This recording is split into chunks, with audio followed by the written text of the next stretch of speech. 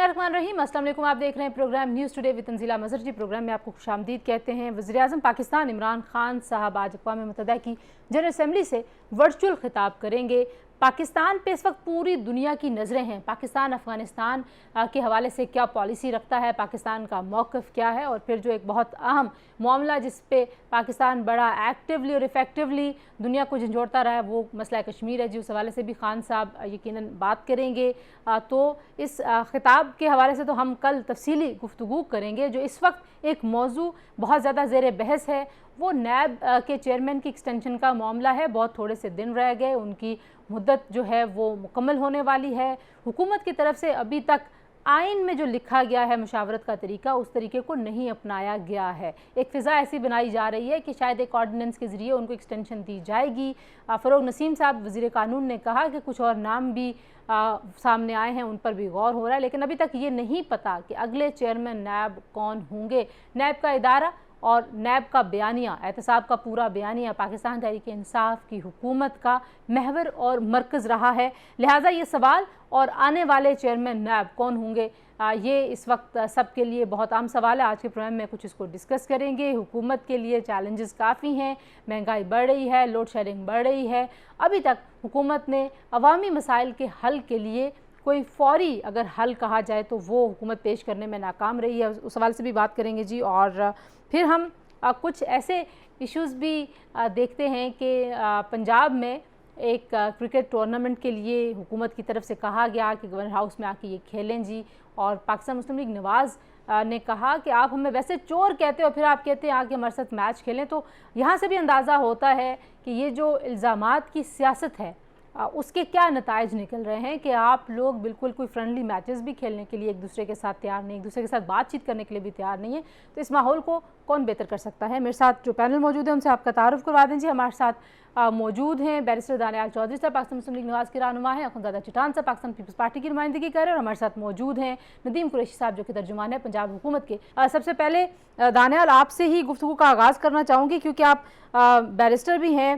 कानूनी हवालों से बड़ा अहम है चेयरमैन नैब की एक्सटेंशन का मामला, और हुकूमत की तरफ से ये इशारे मिल रहे हैं कि शायद यही चेयरमैन कंटिन्यू करेंगे, लेकिन थोड़े से दिन रह गए हैं। आपको लगता है कि अगर हुकूमत के पास कोई नाम है या हुकूमत के पास कोई लाएअमल है तो आपकी जमात के, क्योंकि अपोजिशन लीडर हैं, तो आपसे तो रब्ता हुआ नहीं, तो हुकूमत करना क्या चाहती है, आप क्या गेस करते हैं? बिस्मिल्लाहिर्रहमानिर्रहीम। तंजीला, इस चीज में एक तो बड़ी क्लैरिटी है, वो ये कि जो नैब के चेयरमैन का मैंडेट है और जो कानून और आइन की बात है वो ये है कि नॉन एक्सटेंडेबल पीरियड है। अभी जितने पुराने चेयरमैन नैब रहे, जितने भी अदवार में, उन पे किसी भी चेयरमैन की कोई एक्सटेंशन की ना बात हुई ना एक्सटेंशन दी गई, क्योंकि वो कानून और आइन के दायरा कार के अंदर। कौन सा आइन और फिर कौन सी जमहूरियत और कौन सी पार्लियामेंट। देखें, हम इनसे तवक्को ना कल रखते थे ना आज है हम इनसे तवक्को। ये इलेक्टेड सिलेक्टेड लोग हैं, ये ना कल आइन के और जमहूरियत के पासदार थे ना आज हैं। ये ठीक हो गया। जो एक छोटी सी मैं चीज के जो ऊपर भी बाकी जो ऑपोजिशन या चैलेंज आप उसके जिक्र ऊपर करें अपना मैं इस पे डिसीजन वापस दे आऊंगी। आखुंज़ादा साहब, 20 करोड़ से ज़ायद का मुल्क है, और जब भी हम किसी इदारे की बात करते हैं तो एक्सटेंशंस के ऊपर बात चली जाती है। तो क्या ये जो रवाज है एक्सटेंशंस का, आपको लगता है कि अब ये पाकिस्तान में ख़त्म होना चाहिए? क्योंकि ख़ुद वज़ीर आज़म इमरान खान साहब जब अपोजिशन में होते थे तो वो एक्सटेंशन की जो डॉक्ट्राइन है उसके बहुत ख़िलाफ़ थे। बिस्मिल्लाहिर्रहमानिर्रहीम। बिल्कुल तंजीला, मैं ये समझता हूँ कि एक्सटेंशन का जो मसला है ये ख़त्म होना चाहिए, क्योंकि हमारे मुल्क में हज़ारों और लाखों की तादाद में लोग डिग्रियां हाथों में लेके फिर रहे हैं।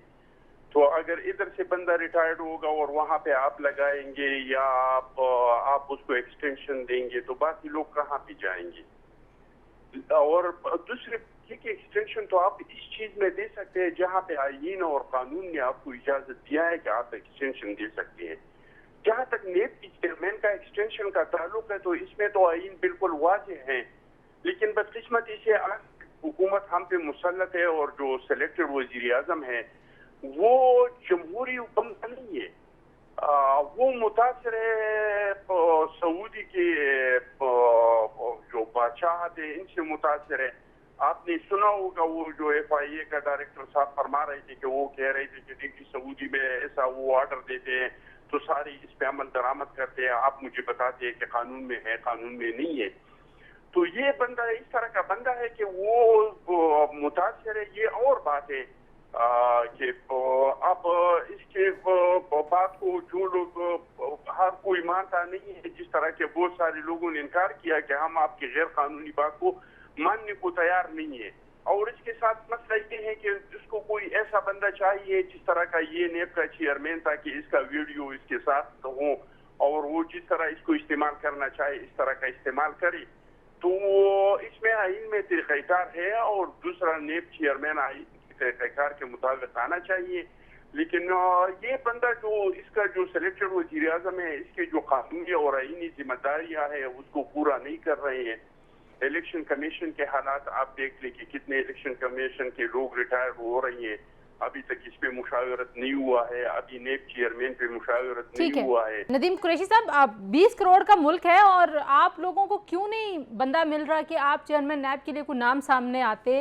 कंसल्टेशन तो हुई है, लेकिन जो कंसल्टेशन आइन में लिखी है शहबाज शरीफ साहब के साथ इमरान खान साहब को बात करनी थी, वो तो कोई आसार नहीं है।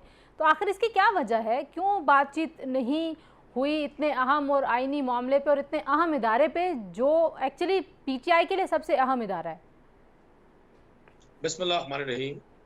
देखिए, पाकिस्तान तहरीक इंसाफ ने हमेशा पाकिस्तान के आइन को अहमियत दी है।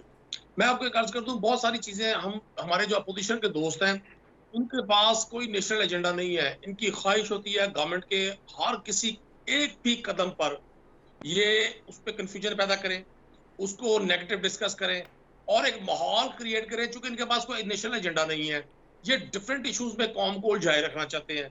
जाहिर है पॉलिटिकल पार्टीज हैं, इन्होंने जिंदा भी रहना है, मार्केट में अपने आप को इन भी रखना है। तो मैं समझता हूँ अभी चेयरमैन नैब की जो तकरीरी है उसके हवाले से एक्सटेंशन या कोई भी गवर्नमेंट का डिसीजन वो प्री मैच्योर है। ये जरूर बात है कि प्राइम मिनिस्टर के सामने ये डिस्कशन हुआ है, लेकिन अब बहुत सारी चीजें ऐसी होती है कि गवर्नमेंट ने कुछ फैसले इस तरह के करने होते हैं, ये और गवर्नमेंट्स बाजी में करती रही है। जनरल अशफाक परवेज कयानी की एक्सटेंशन वो पाकिस्तान तहरीक इंसाफ की गवर्नमेंट ने तो नहीं दी थी ना। लेकिन कुरैशी साहब नहीं, मुझे एक बात बताएं कि खान साहब ने खुद कहा कि ये जो एहतसाब है ये तो कोई एहतसाब नहीं है, यहाँ पे तो बड़ी मछलियाँ बच जाती हैं। वो खुद भी खुश नहीं है, तो फिर कौन सी कारकर्दगी है चेयरमैन नैब की? जितने अपोजिशन के ऊपर आपने मुकदमे बनाए किसी में भी कुछ साबित नहीं हुआ, सारे लोग जमानतों पर रिहा हैं। तो ये कैसे इनकी कारकर्दगी इतनी अच्छी है कि इन्हीं को दोबारा एक्सटेंशन देने पे गौर हो रहा हो और वफाकी वजीर कानून आके कहें कि हम उनकी कारकर्दगी से बड़े मुतमईन हैं? क्या कारकर्दगी है ये? नहीं कारकर्दगी देखें आप, एज ए नैब अगर कारकर्दगी देखें तो आप सिर्फ इनका जो कन्विक्शन रेट है किसी भी और इन्वेस्टिगेटिंग एजेंसी की निस्बत, वो FIA है, वो एंटी करप्शन है, ये दीगर इदारे हैं, आप कन्विक्शन रेट देखें, आप इनकी रिकवरी देखें कितनी रिकवरी की है। मतलब पिछले 3 साल की जो रिकवरी है वो, और पिछले बाकी जो टेन्योर है नैब की फॉर्मेशन के बाद, उसमें आप इनकी रिकवरी देखें। लेकिन देखिए हर चीज का एक वक्त तरीकाकार होता है। ऐसा नहीं होता कि हम फौरी तौर पे एक नतीजा अखज कर लें। जब आपने केस को चालान मुरतब से करके उसको कोर्ट तक भिजवाना है, बहुत सारे उस पर कानूनी मराहिल हैं। दानियाल साहब यहाँ मौजूद हैं, ये कानून को समझते हैं। तो कई जगहों पर ऐसे लूपहोल्स आ जाते हैं। बाज़ औक़ात जो है जो गवाह है वो बह कर जाते हैं, बाज़ औक़ात और मामला बन जाते हैं। और एक आपकी मैं थोड़ा सा आपके प्रोग्राम के तवज्जुह से सब देखने वालों को ये भी अर्ज कर दूं कि पाकिस्तान तहरीक इंसाफ की गवर्नमेंट ने के दौर में इन पर बहुत कम मुकदमे को एक आज शुरू होगा, बाकी सारे मुकदमात इनके अपने अखबार में इन्होंने एक दूसरे पर शुरू किए। पाकिस्तान तहरीक इंसाफ में बारहा इमरान खान साहब ने कहा कि मेरा किसी की जात के साथ कोई जाती इख्तलाफ नहीं है, जाती रंजिश नहीं है। यहाँ हमने देखना ये है कि पाकिस्तान के कौमी वसाइल पर पाकिस्तान में इख्तियारात मिलने के बाद अपने इख्तियारात का बेजा इस्तेमाल करके पाकिस्तान की अवाम के जो उनके एसेट्स थे उन पे नकबजनी करके किसने बेनिफिट्स लिए। अच्छा, आपने कहा दानियाल साहब कानून को समझते हैं, दानियाल साहब नैब को भी समझते हैं, इनको भी कोई नोटिस आते रहे। दानियाल साहब, कुरैशी साहब कह रहे हैं कन्विक्शन रेट बड़ा अच्छा है, हमारे लिए तो मतलब ये ताज्जुब की बात है। रिकवरी को कामयाबी समझ के अगर हुकूमत कहेगी कारकर्दगी अच्छी है तो फिर क्या होगा? देखिए जी, मैं अगर दूर की बात कोई नहीं करता, मैं और मेरे जो फाजिल भाई हैं ये जो बात करते हैं ना तो हमारी कितने व्यूज होते हैं। आपके सुप्रीम कोर्ट के 2 केसेस में जजमेंट है जहां सुप्रीम कोर्ट अपना व्यू नहीं अपनी जजमेंट में लिखता है NAB is an institution used for political victimisation, political engineering and arm twisting. अगर ये मेरा कोई लफ्ज भी गलत है तो आप मुझे तभी अकाउंटेबल इस चीज में कर सकते हैं। ये आपका अपना एक सबसे बड़ा लॉ जस्टिस देने वाला इदारा वो ये रिमार्क्स लिख रहा है उसके इंस्टीट्यूशन के ऊपर। दूसरी बात, आप ब्रॉडशीट का एक रेफरेंस उठा लें, वो क्या ये नैब को एज अ टूल यूज कर रहे हैं, ये आपका सुप्रीम कोर्ट अपने ऑर्डर में कहता है। और एज अ टूल कैसे यूज करते हैं, आपने ब्रॉडशीट का केस देखा जहां 34 करोड़ रुपए की उसके ऊपर इनको नहीं ब्रॉडशीट की, I am very sorry to say, इनका जो दूसरा वो कौन सा केस था जिसमें तो वो उसका नाम मेरे दिमाग से निकल गया कि 34 करोड़ रुपीस इनकी रिकवरी और 6 अरब रुपया उसके ऊपर इन्वेस्टिगेशन और उसके ऊपर लगाई। ठीक है, अच्छा आपका पॉइंट आ गया दानियाल कुरैशी साहब, आप जवाब दीजिएगा, मैं ब्रेक ले लूं, ब्रेक से वापस आते हैं जी। के अगेंस्ट क्या कार्रवाई? जी ठीक है, ब्रेक लेते हैं जी, ब्रेक से वापस आते हैं, हमारे साथ रहिए।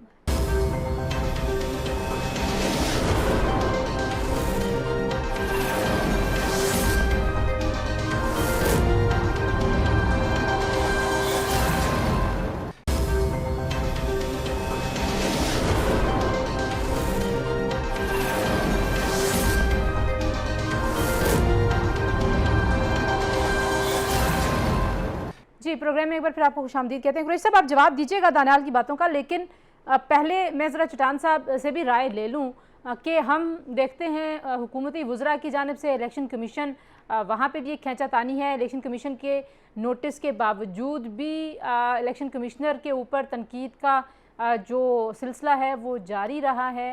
और PTI जो है वो दानियाल कह रहे हैं कि इदारों की रिस्पेक्ट नहीं करते। कुरैशी साहब कहते हैं हम तो हमेशा आईनी इदारों की रिस्पेक्ट भी करते हैं और आइन की रिस्पेक्ट भी करते हैं। चट्टान साहब देखिए जी तंजीला, ये इदारों के कितने रिस्पेक्ट करते थे जब ये अपोजिशन में थे। सबसे बड़ा इदारा जो है वो तो पार्लियामान है और एक सियासी पार्टी के लिए तो पार्लियामान बहुत बड़ा इदारा है।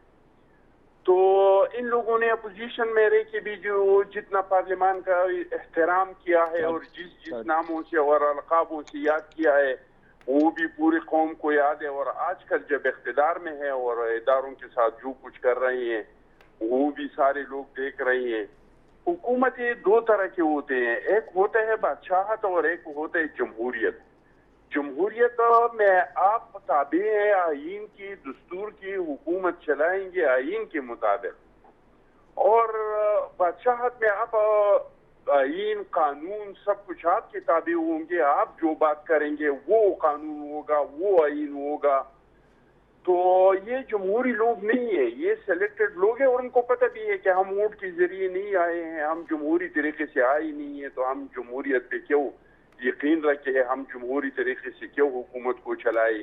ये ऐसे ऐसे बातें करते हैं, ये कहते हैं कि अगर नेब चेयरमैन हम नहीं लाएंगे पर उसको एक्सटेंशन नहीं देंगे, किसी और को लगाएंगे, तो इसमें फिर हम अपोजिशन लीडर से मुशावरत नहीं करेंगे, हम बगैर इनकी मुशावरत के लाएंगे। बाबा ये आपका कोई जागीर है कि आप अपनी मर्जी से जिसको चाहे इसको लगाएंगे। आप जिसको लगाएंगे आईन और कानून के मुताबिक लगाएंगे और आईन और कानून में बिल्कुल वाज़ेह लिखा है कि आप नेब के चेयरमैन को कैसे लगाएंगे, आप नेब के चेयरमैन को कैसे हटाएंगे, आप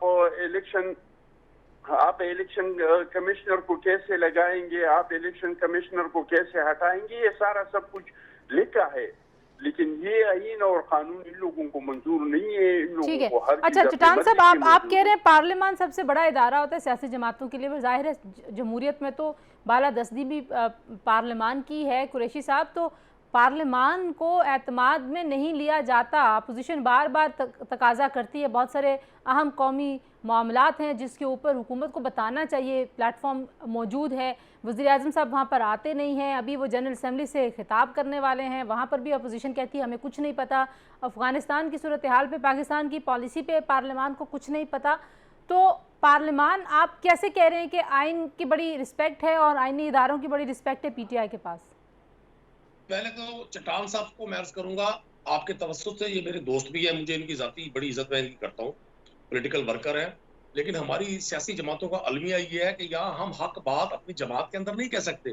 हम निजी महफिलों में बैठकर तो अपनी जमात की लीडरशिप पे तनकीद करते हैं, लेकिन टीवी पर बैठकर हम जुर्रत नहीं करते। इन्होंने भी कहा कि ये तो सिलेक्टेड लोग हैं। ये लफ्ज भी पाकिस्तान के इदारों का मजाक उड़ाने के मुतरादिफ है। वो दानियाल साहब कहे, कोई भी शख्स कहे, किसी सिलेक्टिव सिस्टम के तहत मुराद अली शाह की गवर्नमेंट सिंध में कायम है, जहां मजदूर, गरीब, हारी सिंधियों का खून चूसा जा रहा है 13 साल से, जहां गंदुम के अरबों करोड़ों रुपए की गंदुम बोरियों से बाहर निकालकर वहां मट्टी भर दी गई है, जहां सिंध के हारी को, किसान को आज भी पीने का साफ पानी मुयसर नहीं है। आप जाए इंटीरियर सिंध में, जानवर, गधे, घोड़े, खच्चर और इंसान एक जगह पानी पी रहे हैं। ये खुद उस सिस्टम के बेनिफिशियरी हैं, सिस्टम पे तनकीद करते हैं। दानियाल साहब जिस जमात की नुमाइंदगी कर रहे हैं, इनकी तमाम लीडरशिप उसी सिस्टम के तहत, जिसको ये जुबान से चबा चबा कर सिलेक्टेड कहते हैं, पार्लियामान का हिस्सा है। और जहां तक आपने पार्लियामान की बात की, पूरी कौम ने देखा कि जब नेशनल अकाउंटेबिलिटी ब्यूरो के कानून के हवाले से, जब इंतखाबी इस्लाहात के हवाले से बहुत सारे कश्मीर इशू, नेशनल इशूज पर, फलस्तीन के इशू पर सेशंस हुए, तो वहां अपोजिशन का रवैया क्या था? टीवी शो में बैठकर बात करना बड़ा आसान है, ये बड़े मकबूल स्लोगन्स हैं, बड़े मकबूल नारे हैं। जो शख्स पार्लियामान की कार्रवाई से वाकिफ नहीं, मैं खुद पार्लियामेंट का हिस्सा हूं, 4 बजट सेशंस में से 3 बजट सेशंस पंजाब असेंबली में पूरी पार्लियामानी पार्टी ने पीएमएलएन की असेंबली की सीढ़ियों पर बैठकर एहतजाज किया। कभी हमजा शहबाज के प्रोटेक्शन ऑर्डर जारी कर दे, कभी मियां नवाज शरीफ साहब को बैरून मुल्क जाने दे, उनकी तबीयत ठीक नहीं है, कभी मरियम नवाज साहब को नैब ने क्यों तलब कर लिया। इनकी डिमांड्स असेंबली के फ्लोर पे ये होती हैं। ये असेंबलीज को अपने हाथ की घड़ी और दूसरे हाथ की छड़ी समझते हैं। ये शोज में बैठकर बड़े पार्लियामान की बात करते हैं, बड़े आइन की बालादस्ती की बात करते हैं। इनका आइन, इनकी बालादस्ती, इनकी जाती मफादात से शुरू होकर इनके जाती मफादात पर खत्म होती है। चले इनकी तो जो आप कह रहे हैं, मैं आपकी बात को एक लम्हे के लिए दुरुस्त मान लूं कि इनकी आइन की बालादस्ती है। पीटीआई के लिए आइन की बालादस्ती क्या है, अगर आप वो भी फरमा दें कि पीटीआई क्या समझती है, क्योंकि आइन में तो लिखा है कि आपने मुशावरत करनी है। अब वो आइन किसी ने गलत लिखा तो उसको दुरुस्त करने के लिए भी ज़ाहिर है आपको इसी सियासी विजडम की तरफ जाना पड़ेगा। यही इज्तिमाई सोच ही उस आइन को तब्दील करने में आपकी मदद करेगी। वहाँ पे क्या है? मैं तंजीला कभी ये नहीं कहूँगा किसी ने गलत लिखा। मैंने आपने भी होना है, मैंने भी दोहराना है, जिस रोज नए चेयरमैन नैब की तकरीरी होनी है या इनको एक्सटेंशन मिलनी है, आपने प्री प्रोग्राम करना है, मुझे बुलाना है, मैं आपको उस रोज बताऊंगा कि कौन से आइन की खिलाफ वर्जी की गई है। ठीक हो गया। ऐसा नहीं होगा हम बियॉन्ड द बुक्स जाकर कोई डिसीजन ले, कोई फैसला बुक से बाहर नहीं होगा। यहाँ पाकिस्तान की गरीब आवाम को ये मीठी मीठी बातें करके गुर्बत, महंगाई, पॉवर्टी लाइन से लोग नीचे चले गए हैं। भाई आप लोगों के जो मल्टी बिलियनर लीडरशिप है, उन्होंने कौन से अपने एसेट सेल करके पाकिस्तान की गरीब आवाम के नाम कर दिए हैं? भाई आप आज भी अपने शादी के फंक्शंस पे अरबों रुपया खर्च करते हैं। आप गरीब हारी की बात करते हैं, आप 10-10, 12-12, 15-15 करोड़ की व्हीकल यूज करते हैं मूवमेंट के लिए, आप गरीब आदमी की बात करते हैं। वो पीटीआई में भी तो लोग यूज करते हैं ना कुरैशी साहब, पीटीआई में भी तो वही अशराफिया है, वही बड़े बड़े जागीरदार हैं, वही शुगर मिलों के ऑनर हैं। पीटीआई में कौन से कोई गली में साइकिल पे चलने वाला कोई बंदा आ गया, वजीर बन गया, जो इशारे पे हमें नजर आए कि साइकिल पे जा रहा है? तंजीला, मैं एक ब्रॉड स्पेक्ट्रम में बात कर रहा हूँ। अच्छा। देखें, आज हम 2021 में खड़े हैं, पाकिस्तान एक ग्रोइंग इकोनॉमिकल पावर है इस वक्त खिते की। ठीक है, अच्छा, मुझे जरा इजाजत दें। एक और नुक्ता भी था जो मैं आप तीनों से पूछना चाह रही हूँ, लेकिन पहले अगर मैं जनरल असेंबली से वज़ीर-ए-आज़म ने खिताब करना है, दानियाल और चट्टान साहब आप दोनों से पूछना। दानियाल, पहले आप बताइए, आपके ख्याल में पाकिस्तान जो है वो जो पोजीशन ले रहा है, जो आपको नज़र आ रही है, वो सही पोजीशन है? दुनिया के सामने खान साहब ने मुकदमा रखना है पाकिस्तान का और मौक़िफ़ भी रखना है। देखिए तंजीला, पहले मैं इससे पहले ज़रा बात करूं, मेरे भाई ने यहाँ बात की गंदम की, इनकी वजाहत के लिए और इनकी नॉलेज के लिए इनको बताऊं कि आप आज जो है गंदम की पहले साल शॉर्टेज हुई क्योंकि आपकी इनकॉम्पिटेंस आप लगा नहीं सके, दूसरे साल शॉर्टेज हुई क्योंकि आपने पाकिस्तान से बाहर भेज दी, और तीसरे साल शॉर्टेज और महंगाई इसलिए हुई कि फिर आपकी नाकामी। आपको रशिया से 280 रुपये पर टन, $280 पर टन आपको मिल रही थी, ठीक है, आपको गंदम मिल रही थी। ये इतनी नालायक हुकूमत है, इन्होंने नहीं खरीदा। इन्होंने आज और कहा कि हम सरप्लस में हैं। आज अब ये गवर्नमेंट बजट से ये खरीद रहे हैं $369 पर टन। $89 से महंगा है, ये इनके अपने रिकॉर्ड है। और आपका 2 अरब का लॉस है सिर्फ ये जो 40,000 टन मंगवा रहे हैं, इन्होंने 1,40,000 टन मंगवाना है। बताएं ये कौन अकाउंटेबल होगा? ये पकड़ेंगे इनके गिरबान? मुझे बताएं चीनी के स्कैंडल में अभी तक क्या हुआ है कि चीनी जो 55-50 रुपए की थी 30 रुपए की है, क्या किया है इन्होंने? आज आपने ऑर्डिनेंस के साथ साथ आपने बिजली के नारख जो हैं आपने 12-13 रुपए बढ़ा दिए हैं, आपने उनको बेस प्राइस 5 रुपए बढ़ाई है टैक्स। कल क्या आप ये करेंगे? ये कौन सी अवाम, हम कौन सी गुर्बत की बात करते हैं? मुझे बता दें कि आज ये बता दें कि 25-26 हज़ार रुपए तनख्वाह लेने वाले बंदे का मुझे ये दिखा दें महीने का ये उनका हिसाब बना के दिखा दें। ये सारी बातें तब अच्छी होती हैं या अच्छी लगती हैं जब नीचे ये अपने घरों से बाहर निकलें, अपने कैमरामैनों से बात कर लें, अपने मुलाजमीन से बातें कर लें, तो उनसे चीखें सुनाने में इनको सुनने में मिलेंगी जो लोगों के बजट नहीं बन रहे। और अवाम अपना गुस्सा कैसे दिखाती? मैं चाहूंगी कि कुरैशी साहब रिस्पॉन्ड करें, लेकिन एक मिनट तंजीला, अवाम अपना गुस्सा कैसे दिखाती है? ये अवाम अपना गुस्सा दिखाती है अपने बैलेट से। और ये वाहिद हुकूमत है जिन्होंने 12 बाई इलेक्शन कराए, 12 उनमें से ये 9 इलेक्शन हार गए। कि कैंट के इलेक्शन हुए उसमें पाकिस्तान में ये सारे हार गए। देखिए ये अवाम इनको बार बार रिजेक्टेड, अवाम से झूठे वादों पे, अवाम के झूठी उम्मीदों में की वजह से पाकिस्तान को यहाँ पे पहुंचा दिया। आज मुझे आप बताएं कि आप ही मेरे भाई बता दें कि आपके आज प्राइम मिनिस्टर क्या स्लोगन लेके गए हैं? चाइना आपके साथ है, बरतानिया आपके साथ है, रशिया आपके साथ है, बाइडेन आपका फोन उठाने के लिए नहीं तैयार। आपकी इंटरनेशनल डिप्लोमेटिक पॉलिसीज किधर हैं? ठीक है, मैं जरा चट्टान साहब से जल्दी से पूछ लूं दानियाल, मैं फिर ठीक है, मुझे आखिरी सेगमेंट की तरफ, ठीक है, कहां है और किधर लेके जा रहे हैं? मैंने कंक्लूजन की तरफ भी जाना है, लेकिन चट्टान साहब आपके ख्याल में पाकिस्तान की पॉलिसी इस वक्त अफगानिस्तान के ऊपर कितनी मौसर आपको नज़र आती है? और आपको लगता है कि सियासी कोई बातचीत हुई है, कोई सियासी क़यादत को एतमाद में वाकई लेने की ज़रूरत है खान साहब को इस सारे मामले पे?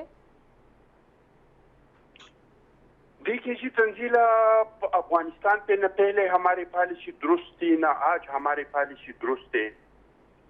और हमने एक अंतरा सुना है कि अफगानिस्तान में अमन होगा तो यहाँ पे अमन होगा, अफगानिस्तान में जंग होगा तो यहाँ पे जंग होगा। भाई अफगानिस्तान के पड़ोस में तो बहुत सारे ममालिक है, ताजिकिस्तान है, उज़्बेकिस्तान है, चाइना है, ईरान है, बहुत सारे ममालिक है।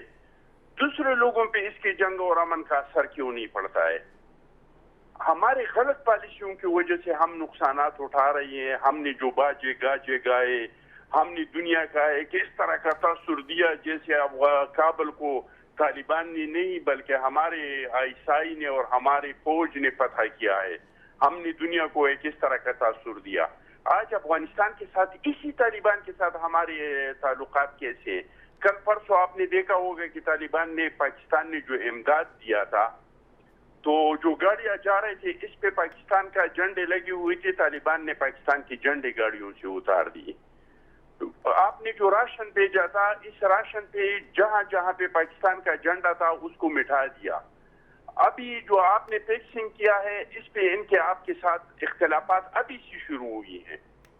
अभी से कल उन्होंने तुरखम बॉर्डर को बंद कर दिया और उन्होंने कह दिया कि अगर आप अफगानियों को नहीं छोड़ेंगे पाकिस्तान में तो हम किसी किस्म का हमदर्द जो है इस बॉर्डर से नहीं होने देंगे। बॉर्डर को मुकम्मल तौर पे सील कर दिया।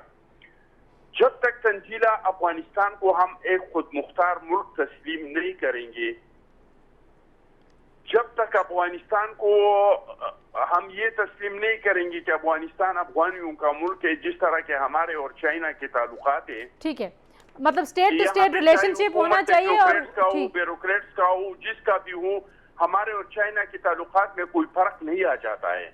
अगर आप अफगानिस्तान के साथ इस तरह ताल्लुकात नहीं बनाएंगे और इस तरह की पॉलिसी नहीं बनाएंगे और आप अफगानिस्तान पे अपनी मर्जी के लोगों को मुसल्लत करने की कोशिश करेंगे, तो अफगानिस्तान के इस पॉलिसी से, चाहे वो तालिबान का हुकूमत हो, क्या ये पहले जो लोग थे ये पाकिस्तान में नहीं थे, ये करज़ई पाकिस्तान में नहीं था। ठीक है चट्टान साहब, मैं जरा आप मुझे इजाजत दीजिए, मैं जरा यहाँ पे एक ब्रेक और ले लूँ। और आपने अफगान पॉलिसी के ऊपर भी बात की जी, ब्रेक के बाद वापस आते हैं और जो हुकूमती कारकर्दगी के ऊपर बात हुई है मैं कुरैशी साहब से वो भी पूछूंगी। ब्रेक के बाद हमारे साथ रहिए।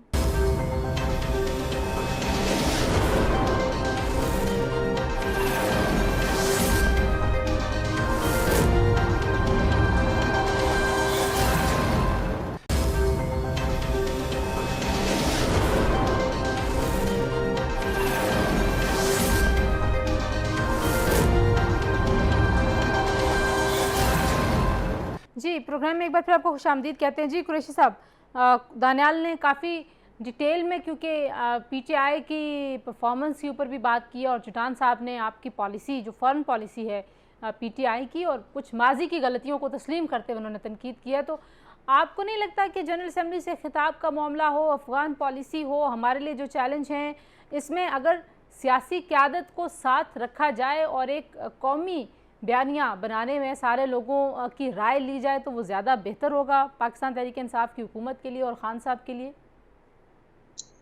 तंजीला, भी आपने देखा कुछ माह पहले शहबाज शरीफ साहब ने कोशिश की बैरून मुल्क जाने की कि जी मैं बीमार हूँ और मुझे इलाज के लिए बाहर जाने दिया जाए। वो इतफाक की बात थी कि उनका नाम ईसीएल में था, वो नाम उनका ईसीएल से एग्जिट ना हो सका और वो बाहर ना जा सके। पाकिस्तान में जो सियासी क़यादत जिसको आप इस वक्त अपोजिशन कह रही है, ठीक है, ज़ाहिर है अपोजिशन है, लोगों ने मुंतखब किया, मैं तो नहीं कहूंगा कि सिलेक्टेड है, ये क्या है, उनकी दिलचस्पी अपने जाती मामलात की हद तक बहुत ज्यादा है। नेशनल लेवल पर जिनके हाथ में मुल्क की बागडोर है वो बड़ी जिम्मेदारी से अपना रोल प्ले कर रहे हैं। आज सिर्फ आप पड़ोसी मुल्क जो हमारा बदतरीन मुखालिफ है, जिसने अरबों रुपया इन्वेस्ट किया अफगानिस्तान में, पाकिस्तान के सिस्टम को सबूताज करने के लिए 62 कैंप्स बनाए, वहां फौजी और पाकिस्तान में बड़ी दहशतगर्दी, कलपोषण से लेके अभिनंदन तक बड़े वाकयात हमारे आपके सामने है। आप उनकी चीखें सुने कि वो पाकिस्तान की फॉरेन पॉलिसी से, पाकिस्तान की अफगान पॉलिसी से किस कदर मुतफक्किर है। हमारे यहाँ होता यही है कि हम अपने आप पर खुद तनकीद करके कोशिश कर रहे होते हैं, अपनी अपनी पार्टीज में अपने अपने वोट बैंक को, अपने अपने फॉलोअर्स को थोड़ा सा मोटिवेट करें या उनको इंगेज करें। हमने देखना यह है कि हमारी पॉलिसी के बारे में दुनिया क्या कह रही है, इंटरनेशनल मीडिया क्या कह रहा है। आप दुनिया के सारा प्रिंट मीडिया पढ़ें, आप सोशल मीडिया पे जाएं, आप इलेक्ट्रॉनिक मीडिया पे CNN, BBC समेत जो बड़े इंटरनेशनल इदारे हैं उन सब की रिपोर्टिंग देखें। वो सब पाकिस्तान की पॉलिसीज पर ना सिर्फ हैरान है बल्कि वो ये समझते हैं कि पाकिस्तान आने वाले दिनों में इस खित्ते में अब जो हिंदुस्तान का रोल था कि आज खुद मॉनिटर बनने का, आज खुद लीडर बनने का, आज खुद या साउथ एशिया की सुपर पावर बनने का, वो उसका ख्वाब चकनाचूर पाकिस्तान की पॉलिसी ने किया है। जहां तक दानियाल साहब ने कुछ फिगर्स दिए हैं तो मैं इनसे अर्ज करूंगा। इन्होंने कहा आटे का रेट बढ़ गया, चीनी का रेट बढ़ गया। अभी इन्होंने सारे वो डिजिट्स मैं देख रहा था, ये कहीं से मतलब वो डिजिट्स पढ़ रहे थे, तो मैं इनको रिक्वेस्ट करूंगा कि उसी वेबसाइट पे जाएं और जरा जाकर चीनी के इंटरनेशनल रेट्स मालूम करें जो आज से 4 साल पहले थे। इसी मुल्क में जब गंदुम की इमदादी कीमत 1300 रुपए थी तो आटे का रेट कम था। इन्हीं की लीडरशिप थी जो कहती थी गंदुम की इमदादी कीमत बढ़ाई जाए। आज गंदुम की कीमत सिंध में 2000, पंजाब में 1900 समथिंग है। पंजाब की गवर्नमेंट ने 1800 रखी थी, अब उसमें इंक्रीज किया है। जब चीज की इमदादी कीमत बढ़ेगी, उसकी कॉस्ट बढ़ेगी, तो कैसे पॉसिबल है आप सस्ते रेट में भेजें। मैं अगले रोज सुन रहा था 1993 में नवाज शरीफ साहब की एक तकरीर जो कहते थे कि बेनजीर ने इस मुल्क में महंगाई का वो तूफान बर्पा कर दिया है कि आम आदमी खुदकुशी करने पर मजबूर है। उससे पहले हम चले जाए जनरल अयूब के दौर में, जहां जब चीनी की कीमत थोड़ी सी बढ़ी थी तो नारे लगे थे कि प्रेसिडेंट इस मुल्क का चोर है।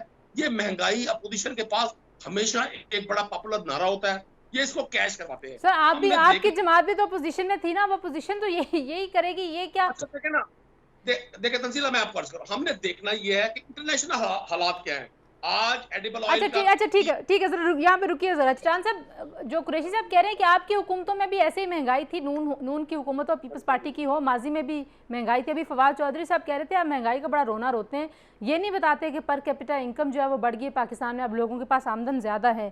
तो ये सिर्फ एक नारा है महंगाई के खिलाफ जो अपोजिशन हमेशा लगाती है, कुरैशी साहब ये कह रहे हैं। बिल्कुल जी, ये सही कह रहे हैं। महंगाई पहले भी था लेकिन इस तरह का महंगाई कभी जिंदगी में किसी ने देखा नहीं है।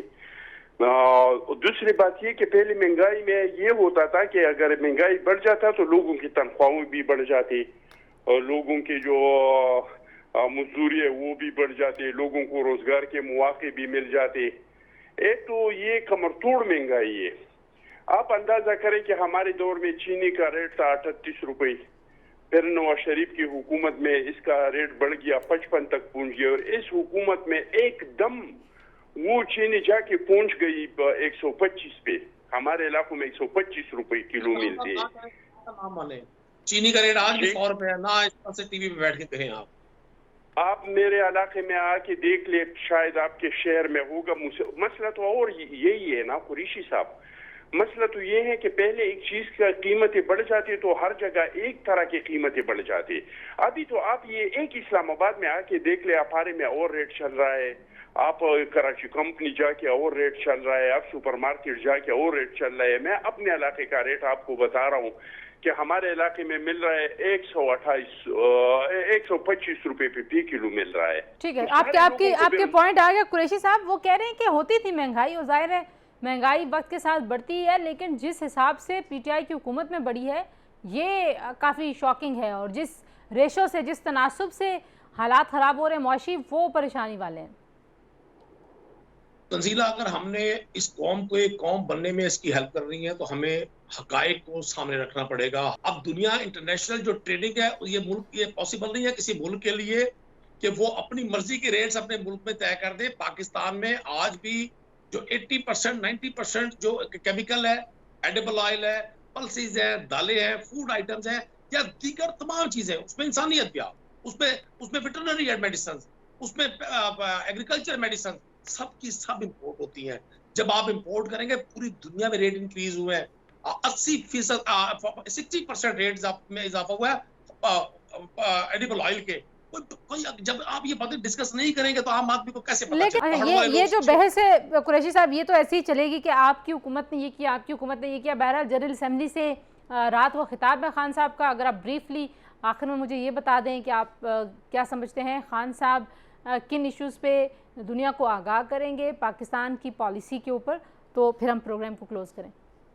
देखिए, मुझे 100% यकीन है कि खान साहब जिस तरह से पूरी दुनिया को पिछले 15 अगस्त से अब तक ये दावत दे रहे हैं, ये फिक्र दे रहे हैं, ये एहसास दे रहे हैं दुनिया की ह्यूमन राइट्स के ऑर्गेनाइजेशंस को, यूएसए को, सारे मिडल ईस्ट को, कि आए, हमें एक पुरअमन अफगानिस्तान के लिए अपना रोल प्ले करना है, हमें आम अफगान को जीने का हक देना है, हमें हिंदुस्तान की वो साजिशें, वो बिलियंस रुपीस की इन्वेस्टमेंट, वो उनकी सारी लॉबी कि जी वो किसी भी तरह चाहते थे कि अफगानिस्तान में खाना जंगी हो, वो खाना जंगी ना हो सकी।